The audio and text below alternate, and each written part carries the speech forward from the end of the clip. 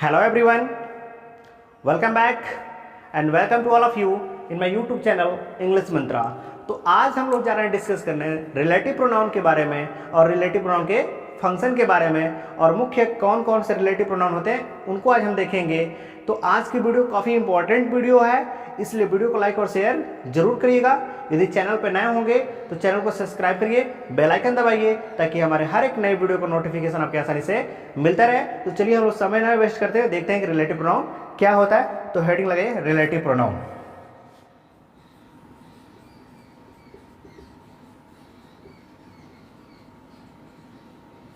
Relative pronoun का मतलब होता है संबंधवाचक सर्वनाम, ठीक है ना। तो जब भी कोई प्रोनाउन आएगा तो नाउन की रेपिटेशन को रोकने के लिए आएगा, क्योंकि मैंने डेफिनेशन में बता दिया था कि प्रोनाउन वह वर्ड होता है जो नाउन की रेपिटेशन को रोकता है। और रेपिटेशन को क्यों रोकता है? क्योंकि नाउन का रेपिटेशन करना बार बार किसी पैराग्राफ और किसी स्टोरी में एक क्या होता है, ग्रामेटिकल रॉन्ग होता है। तो रिलेटिव प्रोनाउन संबंधवाचक सर्वनाम। तो रिलेटिव प्रोनाउन पढ़ने से पहले थोड़ा सा हम इस रिलेटिव वर्ड के बारे में आपको बता दे रहे हैं कि रिलेटिव वर्ड क्या है। तो जो रिलेटिव वर्ड है वो हमारा पार्ट ऑफ स्पीच से क्या है, एडजेक्टिव है। क्या हमारा एडजेक्टिव है। क्लियर है? क्यों एडजेक्टिव है? क्योंकि मैंने जब आपको नाउन का एक कॉन्सेप्ट पढ़ा रहा था तो एक छोटा सा कॉन्सेप्ट बताया था कि जब किसी वर्ड के अंत में TIVE या IVE लगा हो तो वो हमारा पार्ट ऑफ स्पीच से क्या होते हैं, एडजेक्टिव होते हैं। क्या होते हैं? एडजेक्टिव होते हैं। क्लियर है ना। तो आप बोलेंगे कि रिलेटिव प्रोनाउन में अगर पूछा जाए कि रिलेटिव क्या है पार्ट ऑफ स्पीच से, तो आप बताएं कि रिलेटिव पार्ट ऑफ स्पीच से क्या है, एडजेक्टिव है। रिलेटिव जो वर्ड है वो हमारा सेंटेंस में नाउन का भी रोल खेलता है। कब खेलता है? जब उसको हम सेंटेंस में ऐसे यूज करते हैं कि आप मेरे रिलेटिव हैं, मैं आपका रिलेटिव हूँ, वो लोग उनके रिलेटिव हैं, वह उसका रिलेटिव है। तो उस कंडीशन में रिलेटिव को हम एज एडजेक्टिव के रूप में नहीं यूज करते हैं बल्कि नाउन के रूप में यूज करते हैं। क्लियर है? और इसके दो वर्ड है आपको बताते हैं। जैसे आपने नाम सुना होगा रिलेशन, आपने नाम सुना होगा रिलेशनशिप, ठीक है ना। रिलेशन और रिलेशनशिप भी हमारे नाउन है। क्यों नाउन है?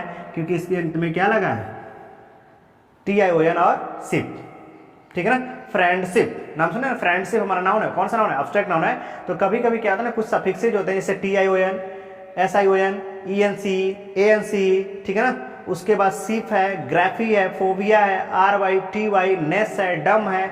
ऐसे कुछ ऐसे सफिक्सेज हैं जब किसी वर्ड के अंत में लगे रहते हैं तो वो नाउन होते हैं। कौन सा नाउन होता है? ऑब्स्ट्रैक्ट नाउन होते हैं। इसलिए कभी कभी पूछता है कि इस वर्ड का अगर पूछेगा कि बताइए रिलेटिव का ऑब्स्ट्रैक्ट नाउन क्या होगा, तो दोनों आप बता सकते हैं कि रिलेशन और रिलेशनशिप। क्लियर? चलिए इसी के समकक्ष मैं एक और वर्ड आपको बता दे रहा हूँ।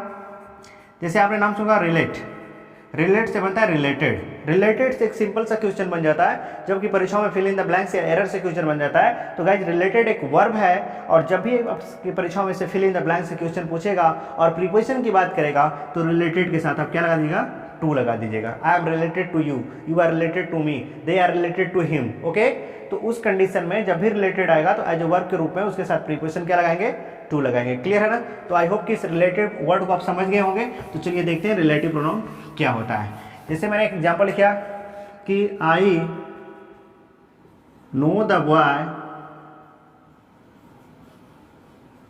हु केम हियर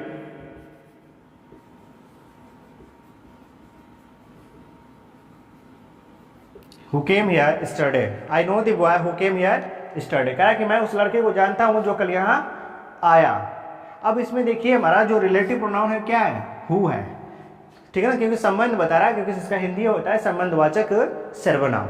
अब यहाँ पे देखिए हु कह रहा है, हु से जब भी हम प्रश्न करते हैं सेंटेंस में तो क्या आता है, सब्जेक्ट आता है। और सब्जेक्ट को ही यहाँ पे छुपा दिया गया है और सब्जेक्ट के स्थान पे कौन आ गया, हु आ गया, जो किसका काम कर रहा है, रिलेटिव प्रोनाउन काम कर रहा है। तो रिलेटिव प्रोनाउन वह प्रोनाउन होता है जो दो सेंटेंस, ठीक है ना, और दो क्लास को जोड़ने के साथ साथ वो क्या करता है, संबंध स्थापित करता है। अर्थात कहने का मतलब होता है कि रिलेटिव प्रोनाउन एक सेंटेंस कनेक्टर है, क्लॉज कनेक्टर है, लेकिन कनेक्टर के साथ साथ वो क्या करता है, रिलेशनशिप को बताता है। तभी उसका नाम बन गया क्या, रिलेटिव प्रोनाउन। क्लियर है ना।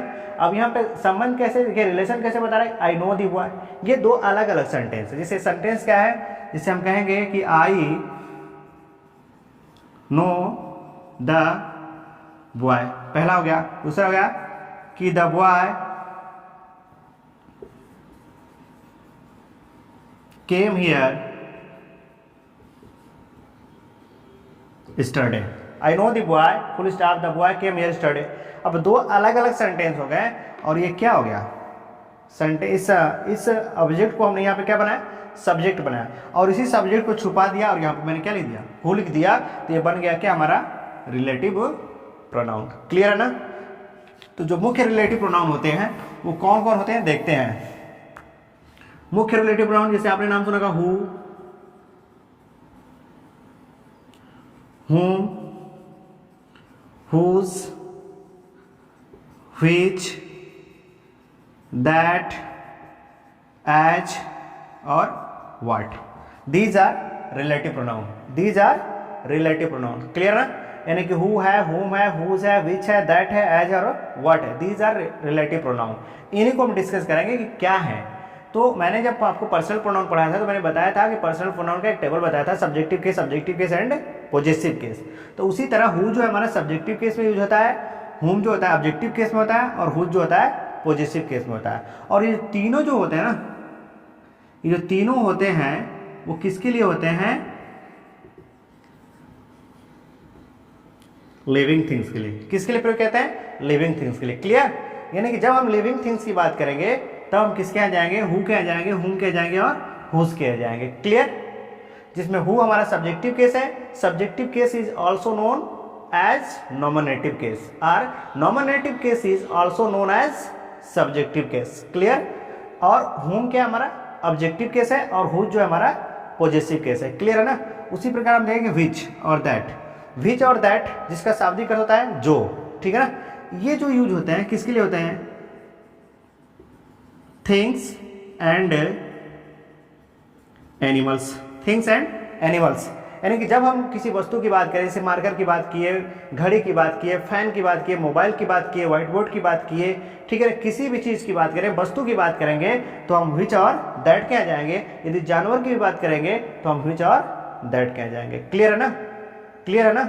उसी तरह आपका एज है और व्हाट है, ये भी हमारा रिलेटिव प्रोनाउन के रूप में यूज किया जाता है, जिसमें व्हाट तो काफ़ी इंपॉर्टेंट नहीं लेकिन एज इंपॉर्टेंट है कि जब किसी नाउन से पहले सच और सेम का प्रयोग किया गया हो तो सच और सेम के बाद आने वाले नाउन के बाद हम रिलेटिव प्रोनाउन के रूप में किसका प्रयोग करते हैं, एज का प्रयोग करते हैं, जो सेंस देता है किसका, जो का। ओके। तो जितने भी देखिए हु, हुम, हुज, विच जो हैं ये इंट्रोगेटिव प्रोनाउन भी होते हैं, लेकिन जब कब होते हैं, जब इसका क अर्थ होता है क, और जब इसका ज अर्थ होता है तो क्या होता है, रिलेटिव प्रोनाउन। हु का शाब्दिक करता है जो, ठीक है, और हुम का शाब्दिक करता है जिसे या जिसको, और हुज का शाब्दिक करता है जिसका या जिसकी। क्लियर है ना। और दैट, व्हिच, एज और व्हाट का जो शाब्दिक होता है जो होता है। ठीक है ना। व्हाट जब यानी कि व्हाट का एक कॉन्सेप्ट होता है कि जब किसी सेंटेंस में व्हाट का प्रयोग किया गया हो और वहाँ पे क्वेश्चन मार्क्स न लगा के यदि फुल स्टॉप लगाया गया हो तो व्हाट जो होता है क्या होता है, रिलेटिव प्रोनाउन होता है, और उसका अर्थ क्या होता है, जो होता है। जैसे व्हाट आई से इज करेक्ट, जो मैं कहता हूँ वो क्या है, सही है। व्हाट आई से इज करेक्ट। ठीक है ना। व्हाट आई से इज करेक्ट। हम कहेंगे कि what the newspaper say is true, what the newspapers say is true, जो न्यूज़पेपर कहता है वो क्या सत्य है, जो न्यूज़पेपर कहता है वो सत्य है, ऐसे बोलेंगे, जो न्यूज़पेपर कहता है वो क्या है, सत्य है। तो उस कंडीशन में व्हाट हमारा क्या हो गया, रिलेटिव प्रोनाउन हो गया। ठीक है। इसके एग्जांपल्स आपको कराते हैं, देखते हैं चीज़ों को। तो ये गाइस हमारा मुख्य रिलेटिव प्रोनाउन है, इन्हीं के एक एक एग्जाम्पल देखते हैं क्या क्या होते हैं, कैसे होते हैं। जैसे हम कहेंगे कि here is the girl who is dancing in the class. ठीक है ना। देखिए यहाँ पे हु का एग्जांपल करते हैं, हु सब्जेक्टिव केस है। ठीक है ना। आप कहेंगे कि this is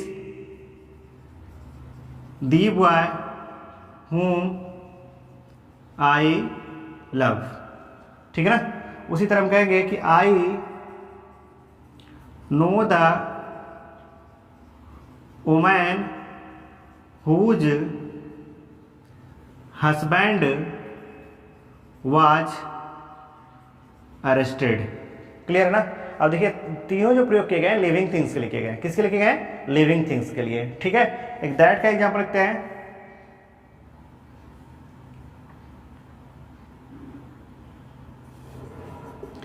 the pen that my father gave me has been stolen today। अब यहाँ पे मैंने पेन की बात किया तो पेन के लिए मैंने क्या लगाया? दैट लगाया। जब एनिमल की बात करेंगे तो उसके लिए क्या लगाएंगे? दैट लगाएंगे। क्लियर है ना? क्लियर है ना? ओके ठीक है। तो ये आपके देखिए रिलेटिव प्रोनाउन कुछ एग्जांपल्स बताया और आपके एग्जांपल्स किसके हैं? विच का एग्जांपल है, एज का एग्जांपल है और व्हाट का एग्जांपल है। तो गाइस हम क्या करेंगे कि रिलेटिव प्रोनाउन को क्रमशः पढ़ेंगे। हु का यूज पढ़ेंगे, हुम का यूज पढ़ेंगे, विच का पढ़ेंगे, दैट का पढ़ेंगे, ठीक है ना। उसके बाद एज का यूज पढ़ेंगे, व्हाट जो काफ़ी इंपॉर्टेंट नहीं है, इसलिए यहाँ से आपकी परीक्षाओं में अनेक प्रकार से क्वेश्चन बनते हैं, इसलिए उनको हम अनेक प्रकार के क्वेश्चन को प्रैक्टिकली सीखेंगे एज ए एरर पार्ट के रूप में, as a fill in the blanks के रूप में, और देखेंगे कि नहीं हम कर पाते हैं कि नहीं कर पाते हैं। इसलिए ना बी पॉजिटिव रहिए, B punctual, be regular and be motivated. I hope that you will be get success in your life. Okay, चलिए देखते हैं, चीजों को समझते हैं।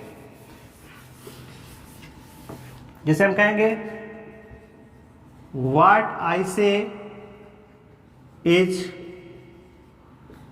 करेक्ट, जो मैं कहता हूं वो सही है, जो मैं कहता हूं सही है। इसलिए यहां पे देखिए व्हाट जो है सेंटेंस का रिलेटिव प्रोनाउन का लास्ट में क्या लग गया? से लग गया, अरे फुल स्टॉप लग गया। लेकिन जब इसको आप बोले कि व्हाट आर यू डूइंग, तो यहाँ पे क्या लगा देंगे? क्वेश्चन मार्क लगा देंगे। अब वहां पे इसका अर्थ हो रहा है क और इसका अर्थ हो रहा है ज, यानी कि जो मैं कहता हूं वो सही है, क्या तुम क्या कर रहे हो? What are you doing, what are you doing. Okay, तो इस तरह हमारे रिलेटिव प्रोनाउन की यूज है, उनको देखेंगे। तो गाइज आज के लिए इतना ही, और मिलते हैं हम लोग अगले वीडियो में, और हु के कॉन्सेप्ट को आपको बताएंगे कि हु का प्रयोग हम कैसे करते हैं और कहाँ करते हैं, क्यों करते हैं और किस रूप में करते हैं। तो आज के लिए इतना ही, and thank you so very much, and thank you for watching my video.